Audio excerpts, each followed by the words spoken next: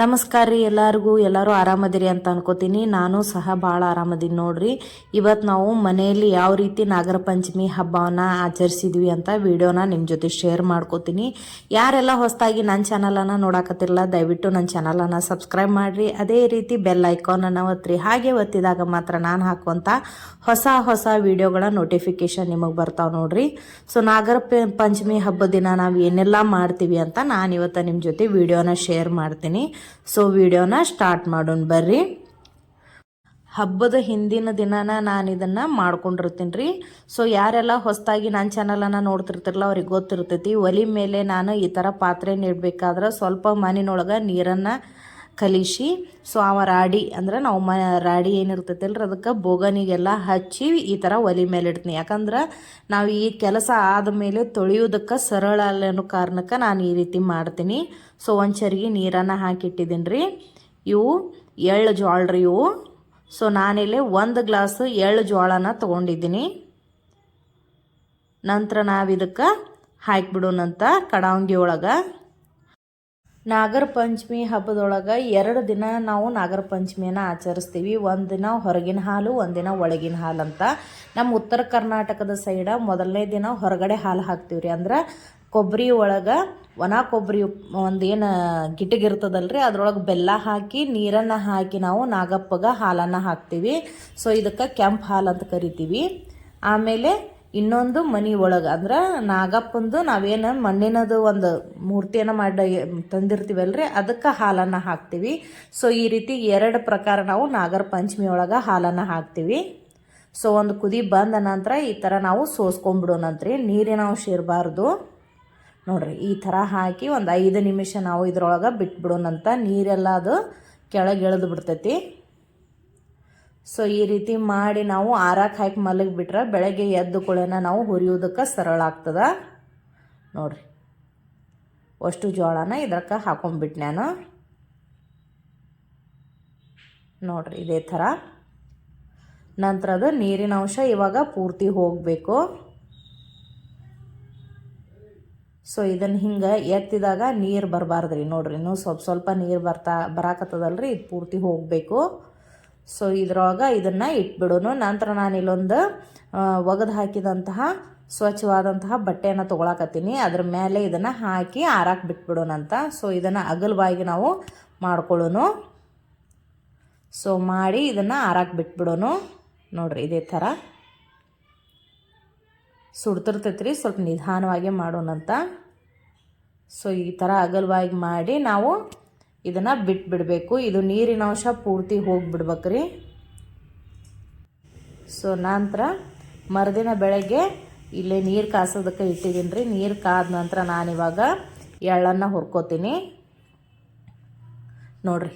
ನಾ ಇದಕ್ಕೂ ಸಹ ಸ್ವಲ್ಪ ಮಣ್ಣನ್ನು ಹಚ್ಚಿದ್ದೀನಿ ರೀ. ಸೊ ಇದು ಸ್ವಲ್ಪ ಕಡಾವಂಗಿ ಇವಾಗ ಕಾಯ್ಬೇಕು ಚಲೋತ್ನಾಗೆ. ಕಾದ ನಂತರ ನಾವೇನು ಆರಾಕಿದ್ವಲ್ರಿ ಜೋಳ ಅದನ್ನು ಸ್ವಲ್ಪನೇ ಹಾಕ್ಕೊಂಡು ನೋಡ್ರಿ ಈ ಥರ ಆಗೈತಿ ಒಣಗ್ಯಾವ್ರಿ ಚಲೋತ್ನಾಗೆ.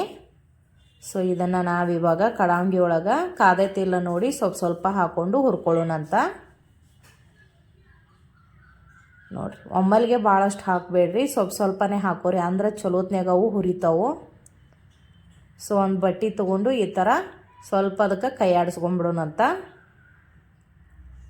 ಸೊ ಇದು ಮಾಡೋದು ತುಂಬಾ ಸರಳ ರೀ ನೋಡ್ರಿ. ಇದೇ ಥರ ಇದನ್ನು ಮಾಡಿ ಈ ಥರ ಒಂದು 5 ನಿಮಿಷ ಬಿಟ್ಬಿಡೋನು ನೋಡ್ರಿ. ಆಲ್ರೆಡಿ ಎಳ್ಳು ಚಟ್ಪಟ್ ಅಂತ ಹುರಿಯಾಕೆ ಚಾಲು ಆಗ್ಯಾವು. ಸೊ ಇದ್ರ ಮೇಲೆ ನಾವು ಒಂದು ಏನಾರ ಮುಚ್ಚಿಟ್ಬಿಡೋಣಂತ ನೋಡ್ರಿ.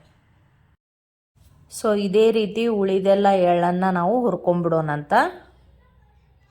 ಸೊ ಈ ಥರ ಒಲಿ ಮೇಲೆ ಮಾಡಿದಾಗ ಜೋಳ ಯಾವ ಉಳಿಯಂಗಿಲ್ಲ ರೀ, ಚಲೋತ್ನಾಗ ಅವು ಹುರ್ಕೊಂಡ್ಬಿಡ್ತಾವು. ಸೊ ಸ್ವಲ್ಪ ಸಣ್ಣ ಉರಿ ಒಳಗೆ ಮಾಡ್ಕೊಂಬಿಡ್ರಿ. 5 ನಿಮಿಷದೊಳಗೆ ಎಳ್ಳು ಜೋಳ ರೆಡಿ ನೋಡ್ರಿ. ಸೊ ನಾಗರ ಪಂಚಮಿ ಸಂಬಂಧ ಎಡಿಗೆ ಎಳ್ಳು ಜೋಳ ರೆಡಿ ಆಯ್ತು ನೋಡ್ರಿ. ಸೊ ಈ ವಿಡಿಯೋ ಹೇಗಿತ್ತು ಅಂತ ನನಗೆ ಕಮೆಂಟ್ ಮಾಡಿರಿ. ನಂತರ ನಾನಿಲ್ಲೇ ಅರಿಶಿಣದ ದಾರ ಮಾಡೋದಕ್ಕೆ ಒಂದು ನೂಲ್ ದಾರಾನ ತೊಗೊಂಡಿದ್ದೀನಿ ರೀ. ನೂಲ್ ದಾರದೊಳಗೆ ಒಂದು ಎಳೆ ಒಳಗೆ 5 ದಾರಗಳ ಮಿಕ್ಸ್ ಇರ್ತೈತೆ. 5 ದಾರಗಳನ್ನು ಮಿಕ್ಸ್ ಮಾಡಿ ಈ ನೂಲ್ ದಾರವನ್ನು ತಯಾರು ಮಾಡಿರ್ತಾರೆ ಅವರು. ಸೊ ಈಗ ಅರಿಶಿಣದ ನೀರನ್ನು ರೆಡಿ ಮಾಡಿದ್ವಿ. ಸೊ ಇನ್ನೊಂದು ಸ್ವಲ್ಪ ನೀರನ್ನು ಹಾಕಿ ಇದನ್ನು ತಿಳಿ ಮಾಡ್ಕೊಳ್ಳೋಣ. ನೋಡಿರಿ, ಈ ಒಂದೇನು ಏಳಿ ಐತಲ್ರಿ ಇದ್ರೊಳಗೆ ಐದು ಏಳಿಗಳ ಮಿಕ್ಸ್ ಇರ್ತಾವೆ. ಅದಕ್ಕೆ ನಾವು ಇದಕ್ಕೆ ನೂಲ್ ದಾರ ಅಂತ ಕರಿತೀವಿ. ಇದನ್ನು ನೀವು ಈ ಥರ ಕೈಲಿ ಕಟ್ ಮಾಡಿದಾಗ ಸಮೇತ ನೋಡಿರಿ ಸರಳವಾಗಿ ಕಟ್ ಆಗ್ತದೆ. ಸೊ ಇದನ್ನು ಲಗ್ನದೊಳಗೆ ಅರಶಿನದ ನೀರು ಹಾಕ್ತಿರ್ತಾರಲ್ರಿ, ಅವಾಗ ಕಳಸಕ್ಕೆ ಸುತ್ತಕ್ಕೆ ಇದನ್ನು ಉಪಯೋಗಿಸ್ತಾರ. ನೋಡಿರಿ, ಎರಡೂ ಕಡೆ ದಾರವನ್ನು ಈ ಥರ ಒಂದು ಕಡೆ ಹಾಕಿ ಗಂಟು ಹಾಕಿಬಿಡೋಣ.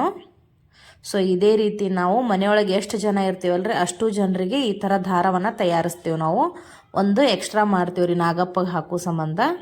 ಸೊ ನಾನಿಲ್ಲೇ ಒಟ್ಟು 5 ದಾರಗಳನ್ನು ಮಾಡಿದ್ದೀನಿ ರೀ. ಯಾಕಂದ್ರೆ ನಾವು 4 ಜನ ಮನ್ಯಾಗ ಅದೀವಿ. ಒಂದು ನಾಗಪ್ಪಗೆ ಈ ಥರ 5 ದಾರಗಳನ್ನು ಮಾಡಿ ಅರಶಿನದ ನೀರ್ದೊಳಗೆ ಈ ಥರ ಒಂದು 5 ನಿಮಿಷ ಬಿಟ್ಬಿಡೋಣಂತ. ಸೊ ನೋಡಿರಿ, ಇದನ್ನು ಈ ಥರ ಅದ್ದಿ ತೆಗೆದು ಕುಲ್ಲ ಮಾಡಿ ಈ ಥರ ಇಟ್ಕೊಂಡ್ಬಿಡ್ತೀವಿ ನಾವು. ನೋಡಿರಿ, ಇದು ಈ ಥರ ಮಾಡಿ ಒಂದು ಬಟ್ಟಲ್ದೊಳಗೆ ನಾನು ಹಾಕಿಟ್ಬಿಟ್ಟಿದ್ದೀನಿ ರೀ. ಸೊ ನಂತರ ಗುಡಿಗೆ ಹೋಗೋ ಸಂಬಂಧ ಎಲ್ಲ ಪೂಜಾ ಸಾಮಗ್ರಿಗಳನ್ನು ರೆಡಿ ಮಾಡ್ಕೊಂಡಿನಿ. ಶೇಂಗಾದುಂಡಿ, ಎಳ್ಳುಂಡಿ, ಆಮೇಲೆ ಕಡ್ಲಿ ಕಾಳನ್ನು ನೆನೆಯಾಕಿಟ್ಟಿದ್ದೀನಿ ರೀ, ಅದನ್ನು ತೊಗೊಂಡಿದ್ದೀನಿ ರೀ. ಆಮೇಲೆ ನಾವು ನಾಗಪ್ಪನ ಕಟ್ಟಿಗೆ ಹೋಗಿ ಪೂಜೆ ಮಾಡಬೇಕಾದ್ರೆ ಬ್ಲೌಸ್ ಪೀಸನ್ನು ಏರಿಸಿ ಪೂಜೆ ಮಾಡ್ತೀವಿ ಅಲ್ಲೇ. ಇದು ನಮ್ಮ ಸೈಡ್ ಪದ್ಧತಿ, ಉತ್ತರ ಕರ್ನಾಟಕದ ಪದ್ಧತಿ ಇದು. ಸೊ ಇದು ನಮ್ಮ ಮನೆಯ ಸಮೀಪ ಇರುವಂತಹ ಲಕ್ಷ್ಮೀ ಇವಾಗೆಲ್ಲ ಹೊಸದಾಗಿ ಈ ಥರ ಎಲ್ಲ ಟೈಲ್ಸ್ ಅದು ಹಾಕ್ಯಾರ್ರಿ. ಹುಡುಗರಿಗೆ ಆಡಾಕ ಮಾಡಕ್ಕೆ ಭಾಳ ಚಂದ ಐತಿದು ಮನೆ ಬತ್ತೇಕ. ಸೊ ನಂತರ ಇಲ್ಲೇ ನಾಗಪ್ಪನ ಕಟ್ಟಿನೂ ಮಾಡಿದಾರ. ಸೊ ಸಂಜೆ ಮುಂದೆ ಎಲ್ಲರೂ ಈ ಥರ ದೇವಸ್ಥಾನಕ್ಕೆ ಬಂದಿರ್ತಾರೆ ಮಕ್ಕಳು ಕರ್ಕೊಂಡು. ಸೊ ಮಕ್ಕಳನ್ನು ಆಟ ಆಡೋದಕ್ಕೆ ಅನುಕೂಲ ಆಗುತ್ತೆ ರೀ. ಆಮೇಲೆ ಒಂದು 10 ನಿಮಿಷ ಕುಂತು ಸೊ ಶಾಂತಿಯಿಂದ ದೇವರಿಗೆ ದರ್ಶನ ಮಾಡಿಕೊಂಡು ಮನೆಗೆ ಹೋಗ್ತಾರೆ. ಸೊ ಆ ಕಡೆ ಸೈಡ ನಾಗಪ್ಪನ ಕಟ್ಟಿ, ಇದು ಲಕ್ಷ್ಮೀ ಗುಡಿ ರೀ.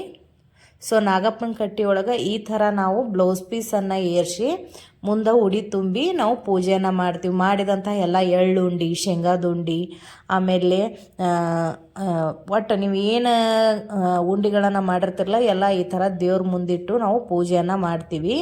ಅದೇ ಥರ ನಾವು ಇಲ್ಲೇನು ಕಡ್ಲಿಯನ್ನು ನೆನೆಯಾಕಿಟ್ಟಿದ್ವಿ ಅಲ್ರಿ ಅದನ್ನು ಹಾಕ್ಕೊಂಡಿನಿ.